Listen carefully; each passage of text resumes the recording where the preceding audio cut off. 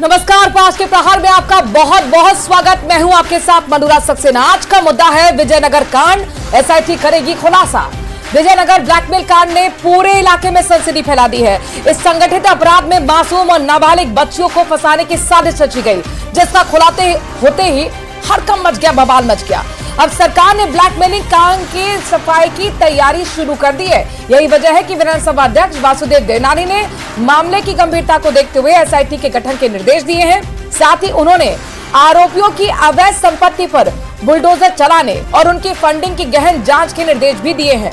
सवाल यह है कि इस रैकेट के पीछे कौन है जो इन्हें फंडिंग कर रहा था। एसआईटी की जांच क्या बड़े चेहरों का पर्दाफाश करेगी? रहस्य जल्द सामने आएगा। इसी पर आज करेंगे चर्चा। पहले देख लेते हैं रिपोर्ट। विजयनगर ब्लैकमेल गैंग के सफाई की तैयारी।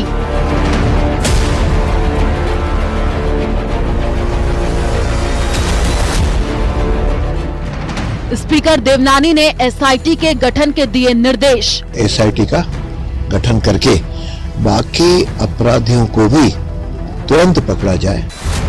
अवैध फंडिंग की होगी जांच, चलेगा बुलडोजर। जो उनके अवैध निर्माण है उसके खिलाफ भी कार्रवाई करें। नाबालिग लड़कियों से खिलवाड़ पर सरकार सख्त। विजयनगर कांड, एसआईटी करेगी खुलासा।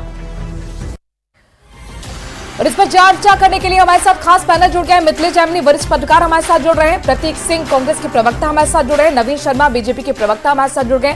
आप सभी तीनों मेहमानों का बहुत बहुत स्वागत और शुक्रिया में वक्त देने के लिए। सबसे पहले मिथिलेश जैमिनी जी, आपका मैं रुक कर रही हूँ।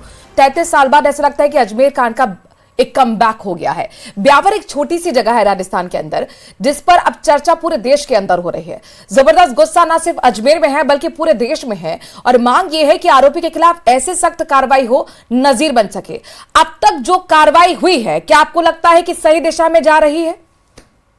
देखिए मनु जी, सबसे इंपॉर्टेंट चीज है कि अगर पिछली वाली गलतियों का इलाज अगर ढंग से हुआ होता, जो राजस्थान के बड़े समाचार पत्र ने प्रकाशित की खबर कि अगर अजमेर ब्लैकमेल कांड की जांच सीबीआई से हो जाती और तत्कालीन पुलिस अफसरों ने जिन राजनेताओं को बचाया था उनको जेल के पीछे डाल दिया जाता, तो शायद ये दिन नहीं आता। आपको याद होगा कि जो राजस्थान कर्मचारी चयन आयोग के अध्यक्ष बनाए गए थे, वो अजमेर ब्लैकमेल कांड के समय वहां डीवाईएसपी थे, उनके हाथ में जांच थी।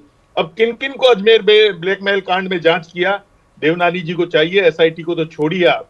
अजमेर ब्लैकमेल कांड और विजयनगर ब्लैकमेल कांड, दोनों को सीबीआई को जांच दीजिए। और एसआईटी की जांच से कुछ होने वाला है नहीं, यही पुलिसकर्मी होते हैं।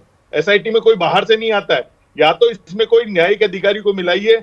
आपने एसआईटी गठित करके एसओजी ने जो एसआई भर्ती में कई 35 लोगों को बर्खास्त कर दिया, लेकिन क्या वो कोर्ट नहीं जाएंगे? कोर्ट से बहाल नहीं होंगे? तो ये केवल जनता को भ्रमित करने का काम मत कीजिए, क्योंकि आज ही मदन दिलावर सुकेत गए हैं, वहां 5 बच्चियां गायब है। हाँ। तो मदन दिलावर ने साफ कहा है कि ये 5 बच्चियां चाहे हिंदुओं की हो चाहे मुसलमानों की हो, ये गायब है और इनको पकड़ कर लाइए, नहीं तो मैं कॉलेज बदल दूंगा। तो आप देखिए जिस तरीके से समाज में संस्कारों का हाथ हो रहा है, जिस तरीके से अगर अजमेर ब्लैकमेल कांड की जांच वापस हो सीबीआई, और कौन राजनेता है वो आज खुलासा करना चाहिए बीजेपी को और भजनलाल जी को चाहिए कि ये समय आ गया है। अब अगर आप नहीं चेते तो बहुत देर हो जाएगी। ये अगर जैसे एसआई भर्ती में पेपर रद्द नहीं किया आपने, चलिए मत करिए, लेकिन इसका अंजाम ये होगा कि 5 साल बाद आप जनता को क्या जवाब देंगे जब ये सब कोर्ट से बहाल होकर आ जाएंगे।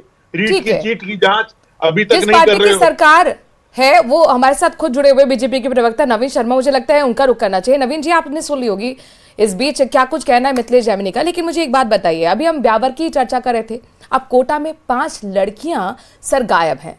मदन दिलावर काफी फायर अंदाज में भी नजर आया, उन्होंने कहा किसी को बख्शा नहीं जाएगा अगर ये लड़कियां नहीं मिली। तो ये हो क्या रहा है? ब्यावर, कोटा, राजस्थान में क्या लड़कियां सुरक्षित नहीं है? देखिए मंगराज जी, ऐसी बात नहीं है कि राजस्थान में लड़कियां सुरक्षित नहीं है। घटनाएं, प्रश्न ये कि घटनाएं क्यों घट रही हैं। एक प्रश्न ये कि घटनाओं के घटने पर क्या किया जा रहा है, दोनों प्रश्नों में वेरिएशन है। घटनाएं घटने के बाद में मुस्तैदी से जो कार्रवाई की जानी चाहिए वो की गई है। विजयनगर कांड में जो वांछित अपराधी हैं उनको गिरफ्तार किया गया है, जैसा कि डिबेट के आरंभ में ही आपने बता दिया था। कि माननीय देवनानी जी ने एसआईटी गठन करने के निर्देश इसमें दिए हैं, गहन जांच की भी निर्देश इसमें दिए हैं। दोषी व्यक्तियों के विरुद्ध जो आवास उनके कहीं अवैध अतिक्रमण के बनाए गए हैं, उन पर भी जो है बुलडोजर चलाने के निर्देश इस तरह का ऐसा दिया गया है। और अभी तक की जो कार्रवाई की गई है, उस कार्रवाई में गहन जांच के बाद जो है 13 से 14 अपराधियों को इसमें गिरफ्तार किया गया है। नवीन जी, 13 को गिरफ्तार किया गया है, अभी 3 से 4 फरार हैं, अभी उनकी भी गिरफ्तारी नहीं हुई है। अब यहाँ पर आपने देखा अजमेर बंद था। नवीन जी, मेरी बात पूरी सुन लीजिए, इसके बाद जवाब दीजिएगा। अजमेर बंद था, सड़कों पर उतर के हिंदूवादी संगठन क्या कह रहे थे, महिलाएं क्या कह रही थी सर, यही कह रही थी ना कि सीबीआई से जांच कराइए।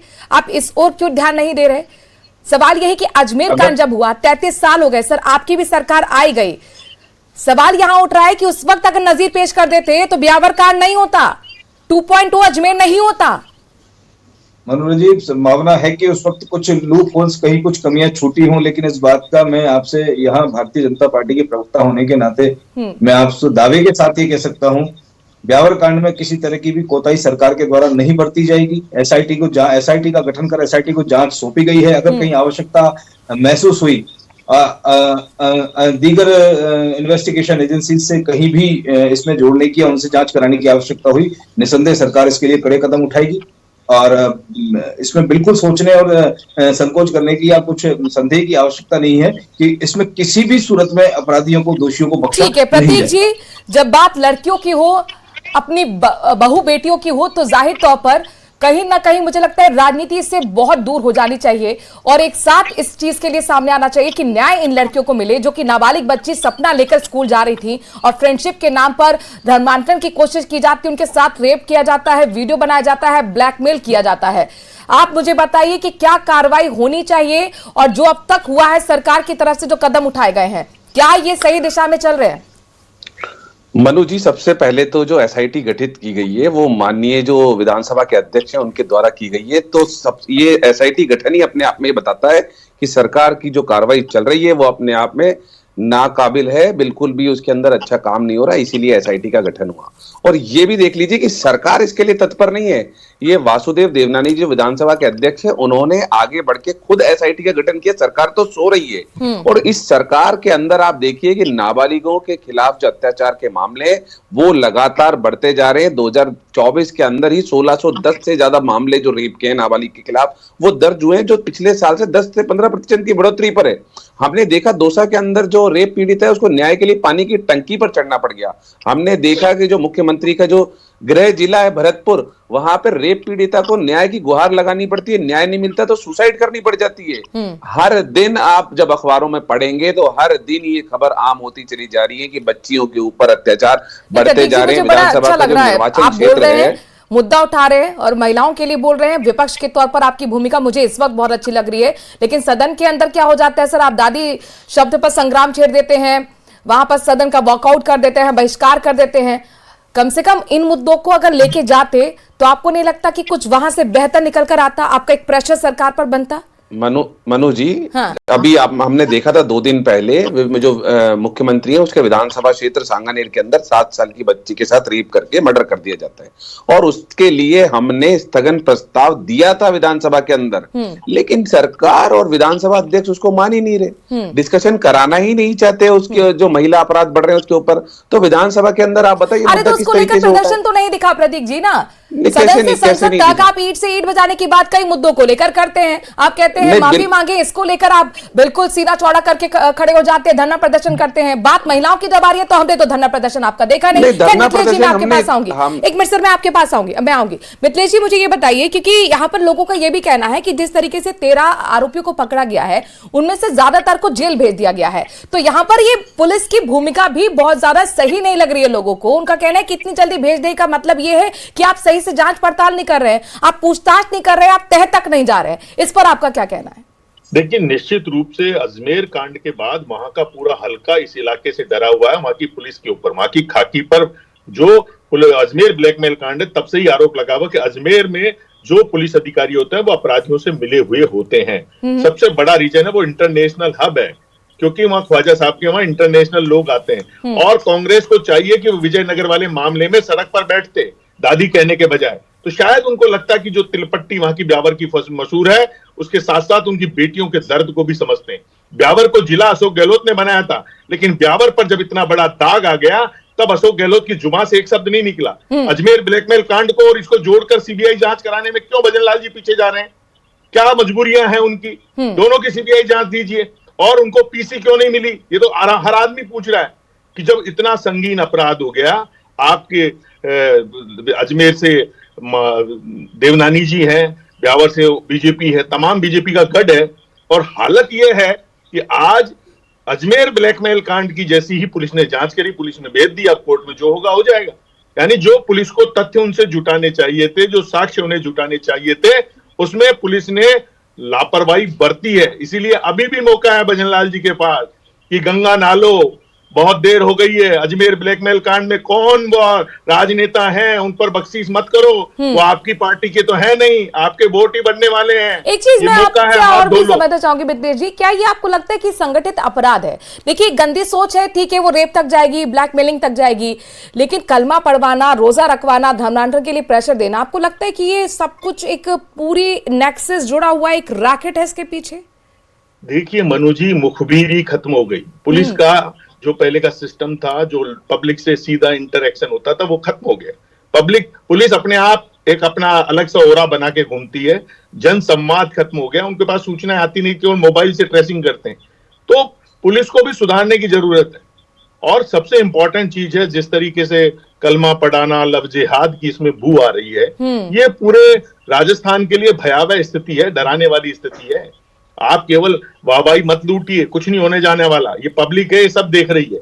आप तो अजमेर ब्लैकमेल कांड के जो मुख्य नवीन शर्मा जी, ये क्या हो रहा है राजस्थान में?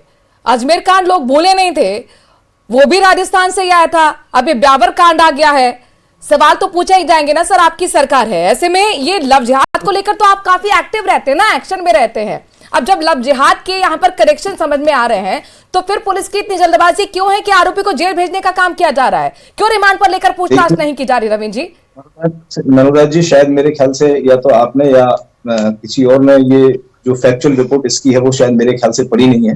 हकीम कुरैशी, जिसको एक तरह से इस संपूर्ण घटना का सूत्रधार माना जा रहा है, वो अभी भी पुलिस रिमांड पर है। 7 दिन का। अरे सर, आज ही की खबर है। बिल्कुल सर, हम ही ने ब्रेक किया, कैसी बात कर रहे हैं? सोहेल की बात आप बता दीजिए फिर। मुख्य आरोपी तक सोहेल निकलकर सामने आए ना, और अभी 3-4 तो गायब हैं। अभी 3-4 तो गायब हैं सर। देखिए, मैं पुलिस, आपको शायद प्रोसीजर में समझा दूं थोड़ा सा। पुलिस ने बेशक पुलिस ने रिमांड ही मांगा है, पुलिस ने रिमांड ही मांगा है। जुडिशरी ने इनको अगर जैसी भेजा है, ये जुडिशरी प्रोसीजर का एक पार्ट है। हकीम कुरैशी, जिसको इस घटना का सूत्रधार माना जा रहा है, वो पुलिस रिमांड पर ही है। और मैं आपको ये भी क्लियर कर दूं, जितने भी एविडेंस वहां से अभी तक जुटाए गए हैं, एफएसएल सारे मोबाइल एफएसएल भेजे जा चुके हैं, सारे जितने भी मोबाइल हैं उनकी सीडीआर निकाली जा चुकी है, कनेक्शन को आपस में रिकनेक्ट किया जा रहा है। एसआईटी गठित नवीन जी, वहां जब अजमेर बंद हुआ था ना सर, सड़कों पर लोग हम बाइट भी चला रहे थे, उनका यही कहना था कि ज्यादातर जेल भेजे जा चुके हैं। सर, या तो फिर वो झूठ बोल रहे होंगे, मैं तो उन्हीं की बात आप तक रख रही हूँ। दूसरा सवाल यहाँ पर मिथिलेश जी भी कह रहे हैं, लगातार वहां के लोग भी कह रहे हैं, लोकलाइट से डर रहे हैं, अपनी बच्चियों को स्कूल भेजने से डर रहे हैं। आप वो डर और खौफ समझ सकते हैं अभिभावकों का, जो एक सपना लेकर अपनी बच्ची को, कन्या को भेज रहे हैं स्कूल कि मेरी बच्ची पढ़ लिख कर आगे बढ़ेगी, आज उसका क्या हाल हो रहा है सर? तो ये आप कैसे भरोसा देंगे कि लड़कियों में आपके साथ हूं, सुरक्षित हूं? आपकी बात से मैं बिल्कुल 100% सहमत हूं। बहुत ज्यादा संवेदनशील मामला है और बिल्कुल उनका डर अपनी जगह जायज है, लेकिन मैं यहाँ एक कमिटमेंट आपसे जो करना चाह रहा हूं, पहले भी मैंने बोला है, निसंदेह भारतीय जनता पार्टी की सरकार इस मामले में किसी भी तरह की कोताही नहीं बरतेगी। अभी तक जो भी मामला जांच जो चल रही है, वो अपने मेरे ख्याल से बेहतरीन तरीके से जांच चल रही है। एसआईटी का गठन। अच्छा नवीन जी, मेरा दिलचस्प है, ये बताइए कि नहीं, जब कांग्रेस की सरकार होती थी वो थोड़ा सा परेशान होते थे कि सीबीआई के लिए बुलाए नहीं बुलाए, सीबीआई से तफ्तीश कराए नहीं कराए, लेकिन आप लोग के लिए तो बहुत इजी एक्सेस है ना अनीता हत्याकांड में सीबीआई के लिए। हाँ मिथिलेश जी, कुछ कहना चाह रहे हैं आप? मैं ये कह रहा हूँ, डबल इंजन की सरकार है, अब तो बेटियों को न्याय दे दो। राजस्थान में अजमेर ब्लैकमेल कांड की इसकी जांच करवा दो। आम राजस्थानी कह रहा है हमने वोट देके क्या अपराध कर दिया, तो न्याय दे दो बेटियों को। पर काम कर रही है, बेशक निसंदेह इस बात में किसी तरह का संदेह नहीं रखा जाए। इस मामले में मुख्यमंत्री जी गृह विभाग है, वो कहते हैं एसआईटी ने मैं सीबीआई जांच कराऊंगा या किसी जुडिशरी से जांच कराऊंगा। ये तो बहुत बड़ा मुद्दा है जनाब। अभी तो आपको पंचायती राज और नगर पालिकाओं के चुनाव लड़ने हैं, हर घर में चर्चा हो रही है कि राज बदलने से क्या हुआ। आप यहाँ जो कुछ बोल रहे हैं बेशक इसे सुझाव की तरह लिए जाना चाहिए। अगर आवश्यकता महसूस हुई, एसआईटी गठन होने के बावजूद अगर ऐसी आवश्यकता महसूस हुई कि ये सीबीआई को मामला सौंपना चाहिए, सीबीआई का हस्तक्षेप इसमें करना चाहिए, तो बेशक किया जाएगा। ऐसा ना हो सर, सबूत से खिलवाड़ हो जाए। अब अनीता हत्याकांड की सीबीआई जांच कर रही है सर, उसको कितनी मुश्किलें आ रही है उनसे पूछिए सर। उसका हम लगातार वहां की हर एक अपडेट दर्शकों को पहुंचा रहे हैं। अगर सीबीआई पहले इसकी जांच पड़ताल कर देती तो सर सबूतों से छेड़छाड़ नहीं होती। ये संवेदनशील मामला, इसी को हम आपको समझाने की कोशिश कर रहे हैं। बहरहाल प्रतीक जी, मुझे ये बात बताइए कि क्या आपको इसमें लगता है कि खास तौर पर हिंदू लड़कियों को इस मामले में टारगेट किया गया है, एक पूरा रैकेट इसके पीछे चल रहा है? देखिए मनु जी, अभी सारी ये बातें हो रही है कि इसमें अंतर्राष्ट्रीय हाथ है, इसके अंदर बोल रहे हैं कि एक संगठित अपराध हो रहा है। तो वो अपराधों को रोकने की और बेटियों को सुरक्षा मुहैया कराने की जिम्मेदारी किसकी है? राज्य सरकार और केंद्र सरकार की है ना। 10 साल 11 साल से मोदी सरकार है, तब भी अंतर्राष्ट्रीय हाथ इसके अंदर है। बाहर से लोग पैसा विदेशों से भेज रहे हैं और मोदी सरकार की जो ED, income tax, CBI, IB, CBI, ये क्या कर रहे हैं वहां पे बताइए? कोई सारी इंटेलिजेंस फेल हो गई है। अगर इंटरनेशनल हाथ इसके अंदर है और संगठित अपराध हो रहे हैं, तो फिर राज्य की सरकार, राज्य की सीआईडी कर क्या रही है जब उनको पता ही नहीं लग रहा है कि और इन हिंदू बेटियों को सुरक्षा मुहैया कराने की जिम्मेदारी किसकी है? आप अजमेर के अंदर, हम ये बोल रहे हैं कि वहां पे पर्टिकुलर कुछ करा जा रहा है, लेकिन आप मुझे ये बात बताइए ना, कोटा के अंदर तो इस तरीके का कोई वो नहीं है। फिर कोटा के अंदर 5 बच्चियां कैसे लापता हो जाती हैं? फिर क्यों भरतपुर के अंदर पीड़िता को सुसाइड करनी पड़ती है न्याय की गुहार के लिए? क्यों सांगानेर के अंदर जो मुख्यमंत्री का विधानसभा क्षेत्र है, वह 7 साल की बच्ची के साथ रेप करके उसकी हत्या कर दी जाती है? ये सरकार के अंदर सब कुछ बिखरा हुआ है। कुछ संभालने को ना मुख्यमंत्री जी तैयार है, ना कोई और तैयार है, ना जवाब देना चाहते हैं, ना अपनी जिम्मेदारी लेना चाहते हैं, जिम्मेदारी से बच रहे हैं। और आज की भी जो एसआईटी है, वो देखिए माननीय जो विधानसभा के अध्यक्ष है उन्होंने गठित किया। आज भी सरकार कुछ नहीं कर रही है। सरकार कुछ करती भी ना तो नजर आ रही है, ना सरकार कुछ करना चाहती है। और इसीलिए महिलाओं के ऊपर राजस्थान में लगातार अपराध बढ़ते जा रहे हैं और ये मामला हम विधानसभा में लगातार उठा रहे हैं। सरकार से लगातार विधानसभा चलेगी, लेकिन सर आपको भी अपने आप से पूछना चाहिए, अजमेर ब्लैकमेल कांड जब हुआ था तो सर आपको भी यहाँ पर एक बड़ा स्टेप उठाना चाहिए था। तब भी हमारी सरकार नहीं थी मनु जी, सरकार तब भी बीजेपी की थी, तब भी बीजेपी की सरकार थी, भैरव सिंह शेखावत जी मुख्यमंत्री थे। 33 साल में आप नहीं आए वापस क्या? अरे मैं उसके क्यों आप कह रहे थे कि जो इन्वेस्टिगेशन पुलिस कर जाती है उसके बाद में बड़ी दिक्कत आती है। तो भैरव सिंह शेखावत जी की सरकार थी 98 तक सरकार थी, क्या कर लिया आप बताइए? चार्जशीट उस टाइम पे पेश हुई, इन्वेस्टिगेशन। मनु जी आप मुझे एक बात बताइए, अरे मुझे बात बता दीजिए, 92 के अंदर वो अजमेर ब्लैकमेल कांड होता है, उसके बाद में 98 तक भैरव सिंह जी की सरकार रहती है, इन्वेस्टिगेशन उस टाइम हुई, आपने चार्जशीट उस टाइम पे दायर की, वो सारी लूपहोल उन्होंने उसी टाइम छोड़ दिए। अभी आप खुद ही कह रहे थे कि अगर शुरुआत में अगर ढंग से इन्वेस्टिगेशन नहीं होती तो बाद में दिक्कत आई, और आज भी इन्हीं की सरकार है। ऐसा क्यों होता है? बीजेपी की सरकारों के समय में ही ऐसे कांड होते हैं, ऐसा क्यों होता है? इसका जवाब कोई ना सरकार देने को तैयार है, ना बीजेपी के नेता देने को तैयार है। और महिलाओं की सुरक्षा की जिम्मेदारी कौन लेगा? कौन जिम्मेदार है? पर आपकी भूमिका, यही तो मैं कह रही हूँ सर। ब्यावर में मुझे कांग्रेस के कार्यकर्ता सड़कों पर नजर नहीं आए सर। अजमेर बंद हुआ, उसमें कांग्रेस के कार्यकर्ता मुझे नजर नहीं आए सर। आपने पर्टिकुलर एक ही चश्मे से देखा इसलिए नजर नहीं आए, मुझे तो सारे नजर आए थे। सर मुझे बताइए ना, मुझे वो जो आजादी का संग्राम में देखने को मिला। मैं आपको फोटो भेज दूंगा, हमारे कार्यकर्ता वहां सारे थे जो अजमेर बंद कराए, हमारे कांग्रेस पार्टी के कार्यकर्ता भी वहां मौजूद थे। आपको मैं फोटो भेज दूंगा। नवीन जी कुछ कहना चाह रहे हैं, नवीन जी कुछ कहना चाह रहे हैं। प्रतीक जी सुनिए, देखिए बहुत संवेदनशील मामला है, इस मामले पर राजनीति बिल्कुल भी ठीक नहीं है। भारतीय जनता पार्टी के प्रवक्ता होने के नाते सुरक्षा की जिम्मेदारी कौन लेगा? ये मैं तो राजनीति की बात नहीं है। बीच में मत बोलिए, जब मैं बोलना बंद कर दूं, या फिर आप पहले बोल लीजिए जब आपको बोलना बंद नहीं, तो मैं तो बोल ही रहा हूं। आप मुझे एक सवाल का जवाब दे दीजिए कि बेटियों की सुरक्षा की जिम्मेदारी कौन लेगा? हाँ, कौन लेगा? बताइए, पूछ रहा हूं मैं तो आपसे। 70% भारतीय जनता पार्टी की सत्तारूढ़ सरकार लेगी, और आपको नतीजे दिखाई देंगे, आपको नतीजे दिखाई देंगे, 100% लेंगे। लेकिन मेरा एक सवाल आपको है, जो लगातार केसों में वृद्धि हो रही है वो नतीजे दिखाई दे रहे हैं, वो नतीजे दिखाई दे रहे हैं। जो लगातार केसों में वृद्धि हो रही है, जो महिला अत्याचार के केसों में वृद्धि हो रही है, नतीजे दिखाई दे रहे हैं हमको। प्रतीक जी आपको बेशक दिखाई देंगे, लेकिन उस चश्मे से दिखाई नहीं देंगे जो चश्मा आप मनु जी को पहनाना चाहते हैं। हम तो उस चश्मे से नहीं, हम तो आप ही के जो केस दर्ज करते हैं, पुलिस के जो आंकड़े आते हैं, उन्हीं के आधार पे बोल रहा हूं मैं। आपके 1610 मामले दर्ज हुए पॉक्सो के, वो क्यों पिछले साल से बढ़ोतरी हो गई उसके अंदर? क्यों बढ़ोतरी हो गई पिछले साल से? अगर आपकी सरकार काम कर रही है, पुलिस काम कर रही है, बढ़ोतरी क्यों हो गई? क्यों हो गई बढ़ोतरी बताइए? संगठित अपराध हो रहा है तो उसकी जिम्मेदार कौन है? अगर अंतर्राष्ट्रीय साजिश है तो उसकी जिम्मेदार कौन है? सरकार अपनी जिम्मेदारी से बच रही है क्या? आप बोल दीजिए, फिर मैं बोलूंगा, आपकी बात का जवाब दूंगा। अगर आप सवाल का जवाब ही नहीं दे पा रहे, इसीलिए तो बात ये है। नवीन जी जवाब देने दीजिए। आप बोलना बंद करेंगे तो मैं आपको जवाब दूंगा।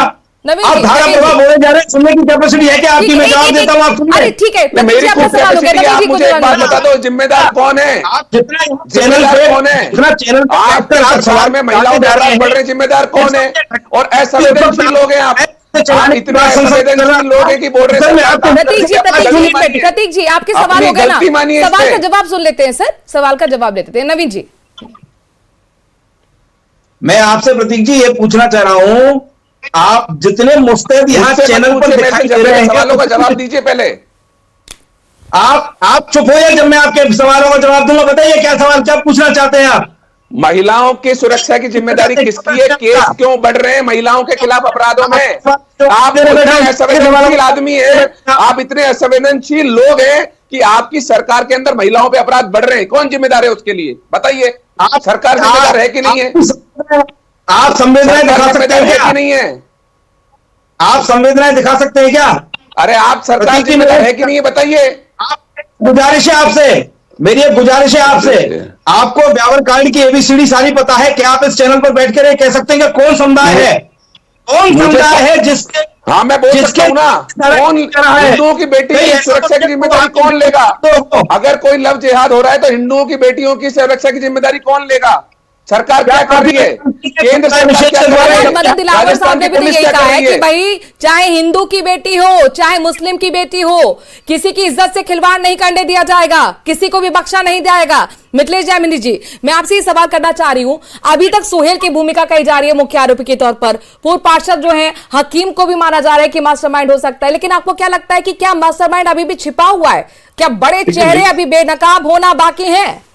देखिए, निश्चित रूप से ये भजनलाल जी के लिए सबसे बड़ी चुनौती है कि अजमेर ब्लैकमेल कांड में बड़े चेहरे बच गए। अगर असली जो अपराधी हैं उनको बेनकाब किया जाना चाहिए। देखिए, डिंपल मीणा हत्याकांड के मामले में जोड़ीलाल जी ने पत्र लिखा है मुख्यमंत्री जी को कि आप उसकी सीबीआई जांच कराइए। तो हालत यह है कि अब आपको एक दो कागले टांगने पड़ेंगे अपराध के प्रति भय पैदा करने के लिए, क्योंकि अपराध नहीं हो उसके लिए भय की जरूरत है। जो अपराध होने के बाद आप कार्रवाई करो वो कोई बड़ी बात नहीं है। वो जब तक भय नहीं होगा, भय भी न होई न प्रीत, ये तुलसीदास जी कह के गए। तो सबसे इंपॉर्टेंट चीज है कि अब समय आ गया है कि आप अजमेर ब्लैकमेल कांड और ये विजयनगर ब्लैकमेल कांड दोनों की सीबीआई या जुडिशरी जांच बिल्कुल, अपराधियों के अंदर भय होना चाहिए, कानून का इस्तकबाल होना चाहिए, बहुत जरूरी है। और जो बच्चियां हैं, नाबालिग लड़कियां हैं, उनको जरूर न्याय मिले और एक ऐसी नजीर पेश हो कि आगे कभी अजमेर कांड या फिर ब्यावर ब्लैकमेल कांड रिपीट ना हो। बहुत बहुत शुक्रिया मिथिलेश जी आपका हमसे जुड़ने के लिए, प्रतीक जी आपका भी बहुत बहुत शुक्रिया, नवीन जी आपका भी बहुत बहुत शुक्रिया। फिलहाल इस चर्चा में अभी के लिए इतना ही, बाकी खबरों के लिए बने रहिए न्यूज़ 18 राजस्थान के साथ।